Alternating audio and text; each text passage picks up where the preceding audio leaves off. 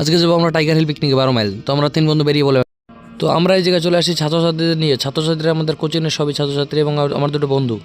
আমরা চলে আসলাম এই জায়গায় টাইগার হিল গেটের সামনে এখন। তো এরপরে আমরা পার্কের ভিতরে ঢুকলাম। ঢুকেই দেখি আমাদের বাচ্চা কাচ্চা খেলা শুরু করে দিয়েছে একদম এসে মাত্রই। আর আমাদের দিকে রান্না চালু হয়ে যাচ্ছিলো। এই যে আমাদের রাঁধুনি রান্না করার জন্য সব কিছু প্রস্তুত করছে এবং ছাত্ররা তার সাথে সাহায্য করছে আমাদের সঙ্গে। তো আমার ছাত্রছাত্রীরা চাইছিল আমার সঙ্গে একটু সেলফি নিতে, তার জন্য ওদের সঙ্গে একটু ভিডিও করে নিলাম তার সঙ্গে। এবং তো তারপরে আমি আর বোধ একটু নিচে নিলাম বক্সের সামনে।